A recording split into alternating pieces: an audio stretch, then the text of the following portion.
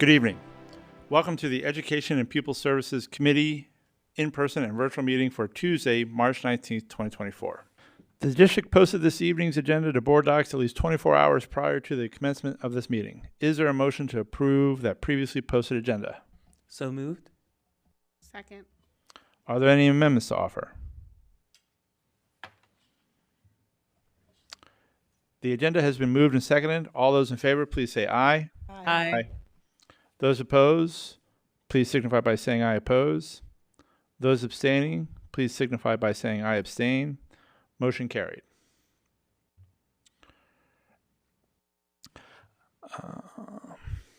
Who's getting it tonight? All right, I will now turn over the Education and Pupil Services Committee agenda to co-chair Mr. Warsavage. Dr. Kelly and Mr. Marshallek, would you begin with an overview of the agenda items for this evening? And you can go right into the first presentation if you would be so kind. Tonight we have two agenda items on the Education and Pupil Services Committee meeting. The first one being the 24 through 27 comprehensive plan that will require board action at the special voting meeting this evening. And the second item is the Pennsylvania System of School Assessment, or the PSSAs, which is an informational item. So Mr. Marshallek and I will begin with the first item, which is the comprehensive plan. So last month, we introduced the plan that we were working on for the 2024 through 2027 school years. We completed the 28-day public review, and now we are here with any feedback that we have received to date to give you an update on that. So for the agenda for tonight, we will review again the process and timeline. We'll review the revisions that we have made based on the feedback we've received from the public, and then we will outline what the board will be taking action on tonight.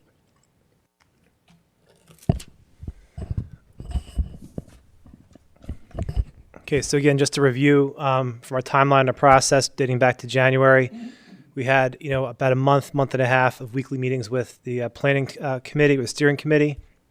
The 15th of February was the last planning meeting. We reviewed the presentation and also the draft plan. The plan was on a 28-day public review from February 19th through March 17th this year, and then we're here tonight presenting our final draft of the plan for board vote this evening. Very minimal feedback during the review period. We had just a couple updated pieces for the Chapter 16 gifted support plan, just some items that the high school teachers wanted to include they thought were really important to put in the plan. No change to what we do. It's just highlighting some of the events that they feel very proud of they want to put in the plan. Grammar checks were made at all the plans. And of course, we had to update the steering committee to reflect the new member names. And again, tonight we're asking the board to take action on the district comprehensive plan, the Chapter 4, academic standards and assessment requirements, the Chapter 12, student service assurances, Act 48, professional development plan, the induction plan, Chapter 49, and the gifted education plan, Chapter 16. And that's it. That's all we have. Any questions for us? Again, it's very, very similar to what you saw last month, just minor revisions, and that's it. Are there any questions about that presentation?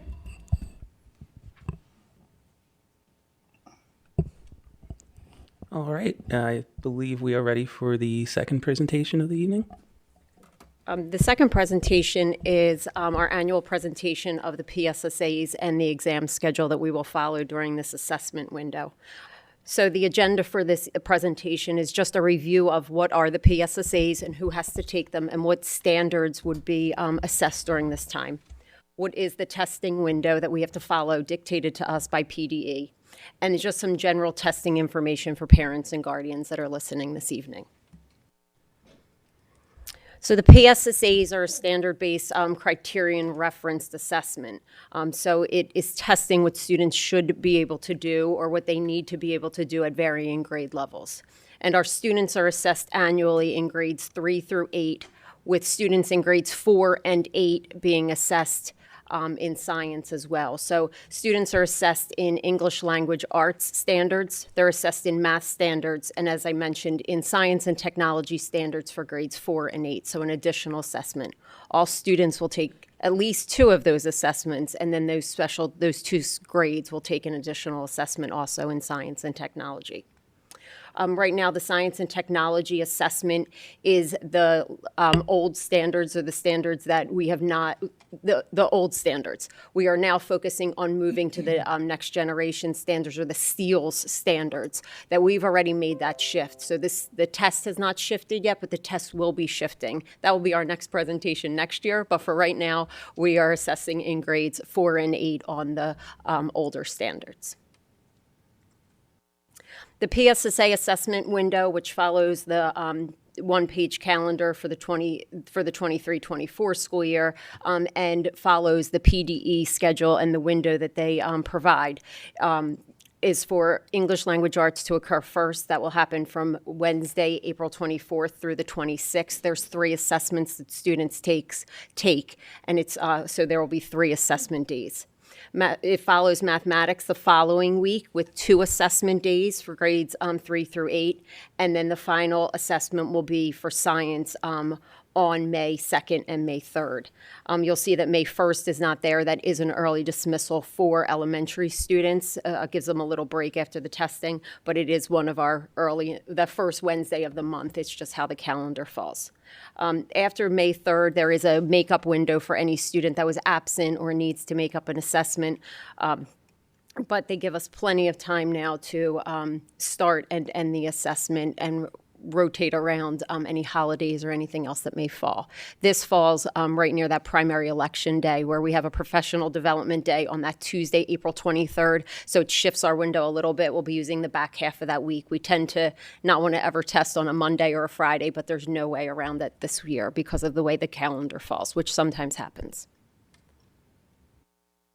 Just some general testing information for parents and guardians.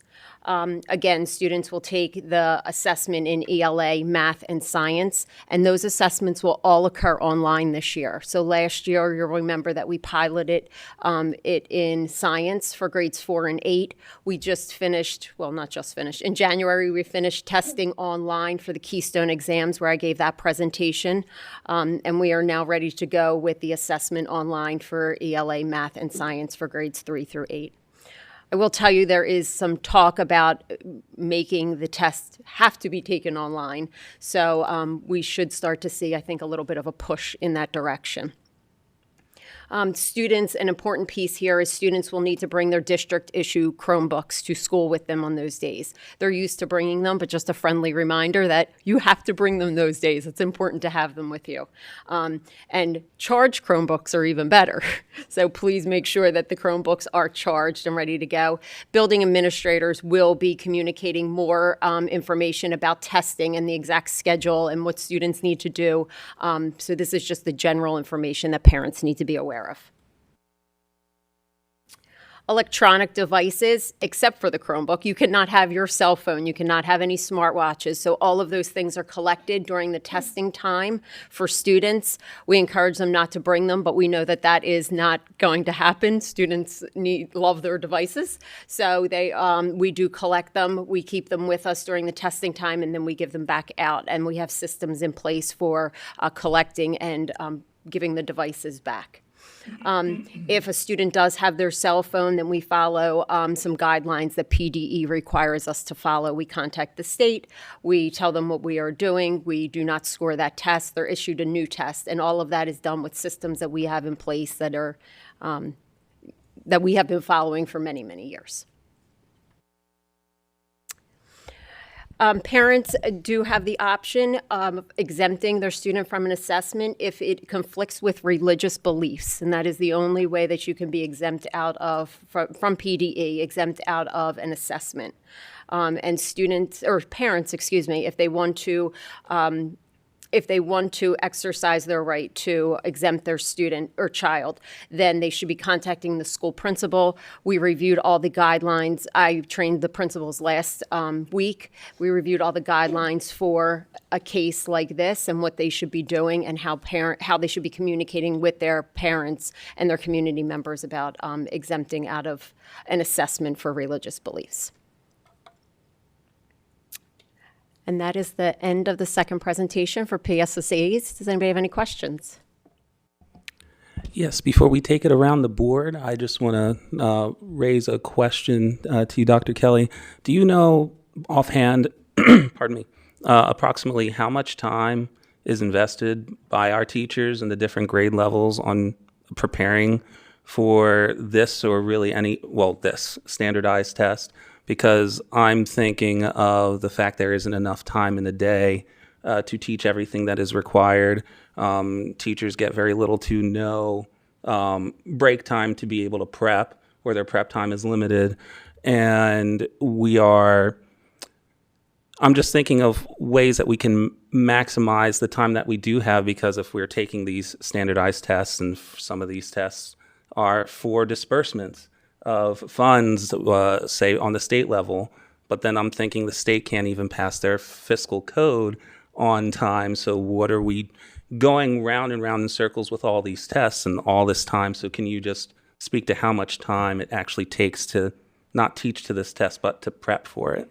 So, well, we're constantly teaching to the standards of the test. So that is how that is where our curriculum comes from. We follow the guidelines from the state for that, with reaching those standards.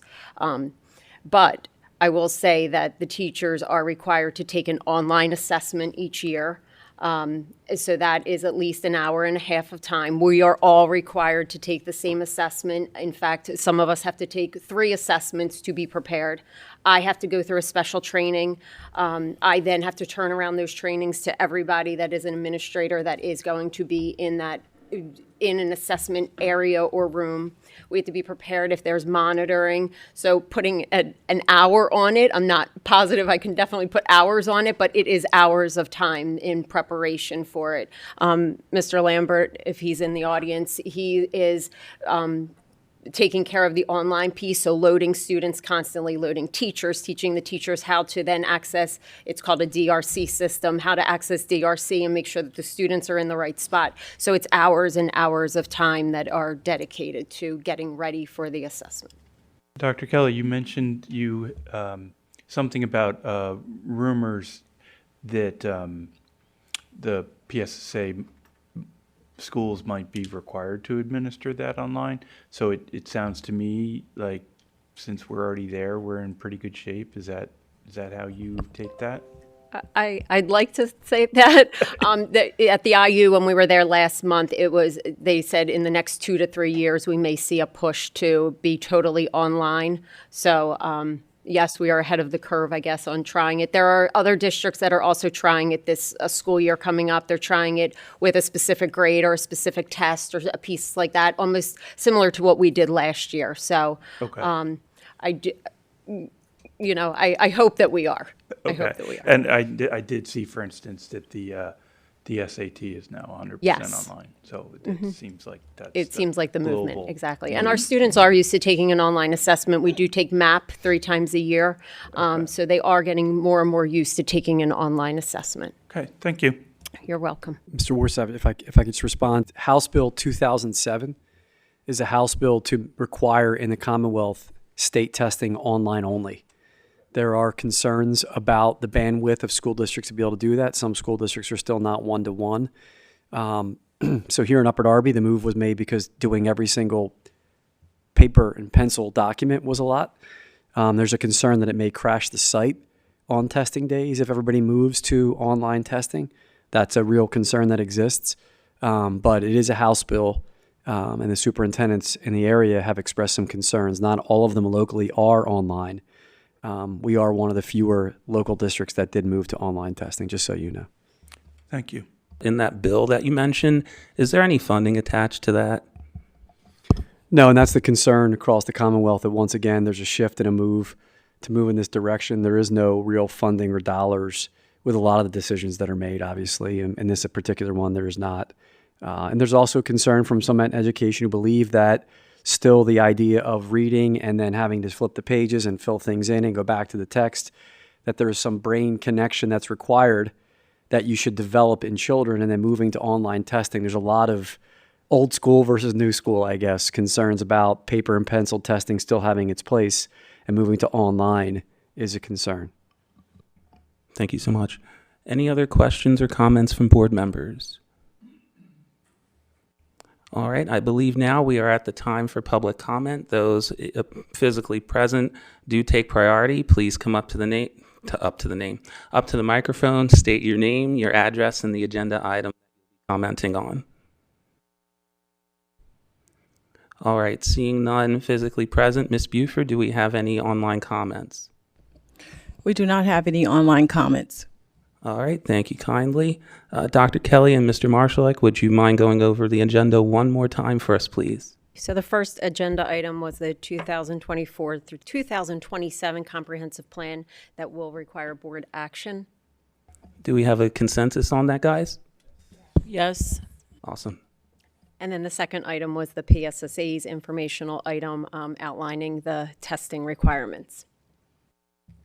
Thank you very much. And with that, I hand the meeting back to President Fields. Thank you, Director Warsavage. A motion is in order for adjournment of the Education and Pupil Services Committee meeting. So moved. Second. This meeting is adjourned.